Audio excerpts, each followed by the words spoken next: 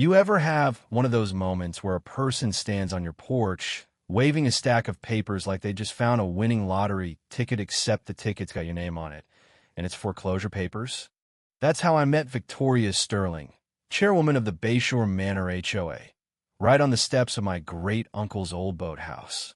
There she was, grinning like she'd just solved the world's greatest mystery, telling me I had 48 hours to get off my own family's land, like I was some squatter ruining her perfect little suburbia. She didn't know, and honestly, neither did I at the time, that the very marina she was so obsessed with, the one her pristine development absolutely needed, was something I controlled. My name's Marcus, and not long ago, I truly believed I was about to lose everything my family built. See, this all started about 18 months back, right after Uncle Samuel passed away at 87. He left me his boat housea, squat, stubborn structure made of old cypress. Not some luxury hideaway, but a place that felt like it had soaked up every bit of laughter and argument and Sunday morning peace our family had ever known. I thought Samuel was just being modest, calling it worthless bayou land with that wink of his. But as I'd soon find out, he was playing chess while everyone else was playing checkers. Now, after my own life fell apart, lost a business, left the city, I wound up here, freelancing from a spot where blue herons hunt in the shallows and every sunset feels like a reset button. But peace? Yeah, peace doesn't last long when money's involved. 4 years ago, Bayshore Manor rose up around our marina like a designer pox. Most folks were fine, looking for quiet, but every paradise attracts its own set of predators, and our apex predator showed up in a Lexus, heels clicking, attitude imported straight from some gated community. Victoria was a force of nature, the kind that ruins picnics and files lawsuits. Within 8 months, she'd crowned herself queen of the Waterfront Preservation Society, really just a fancier way of saying she ran the place. She fined old Mr. Garcia for not painting his shed, slapped a $75 a day penalty on Frank Russo, a Korean War vet, for his homemade flag memorial, and made sure everyone heard her heels before they saw her face. Then, when the original developer sold the last lots, Victoria went for the power, grab, claiming the HOA could retroactively rule over properties that had been here before she could walk. I'll never forget what my cousin Angela, a retired property lawyer, always said: HOAs will take whatever power you let them. You better know what you're standing on before you start fighting. But me? I figure my uncle's place was grandfathered in, protected, safe. Turns out, safe is just a word. Victoria turned up the heat, fines, threats, and then came the foreclosure notice. She even dug into my business failure, told neighbors I was a risk to community stability. Some folks bought her story, some stayed quiet out of fear, and a handful just wanted peace and didn't care if my boathouse looked rustic or not.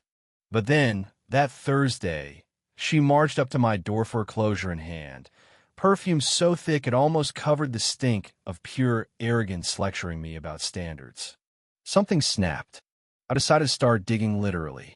Down in the courthouse basement, under flickering lights and the smell of musty paper, I found Helen, the filing clerk, who's seen more property disputes than most judges. She pointed me to a file that set my pulse racing. Turns out, Uncle Samuel had left me something called riparian rights, old-school water access protections from back when folks settled this land. Not only that, but our property lines extended way past what any of the new maps showed.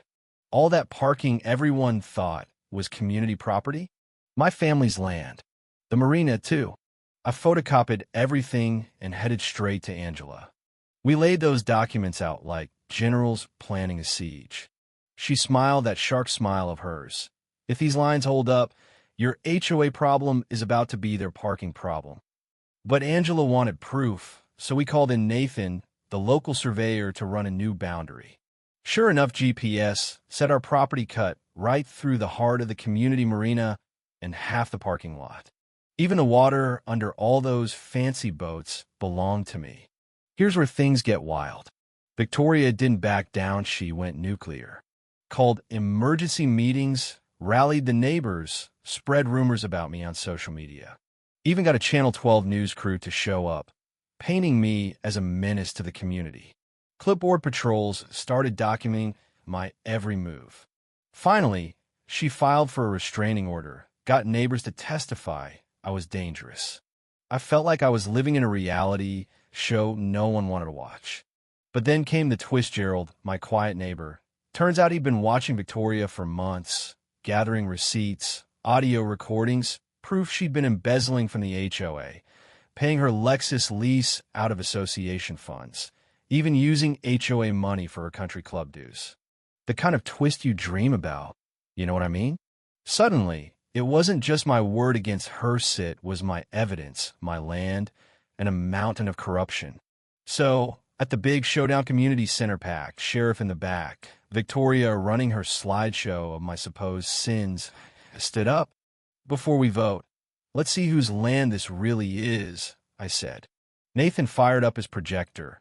Angela laid out the legal documents. Sarah, the environmental lawyer, explained the water rights. And Gerald just quietly recorded everything. Gasps all around as the maps lit up half the marina, the parking, even the water belonged to me. I could have buried them all. I could have sued for back fees, forced everyone to move their boats, shut down the HOA overnight. But that's not what Samuel would have done. Instead, I offered a new Deal Bella Market parking, affordable marina access, a community fund for improvements, scholarships for local kids. Folks voted everyone except Victoria, who looked ready to vanish into the night.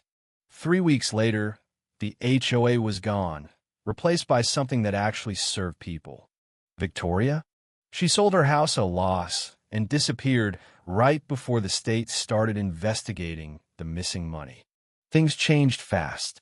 The marina got new lights, the shed got painted whatever color the Garcias wanted, Frank's Memorial got a new flag. We started an annual festival, cleaned up the shoreline, helped each other out. And that scholarship fund?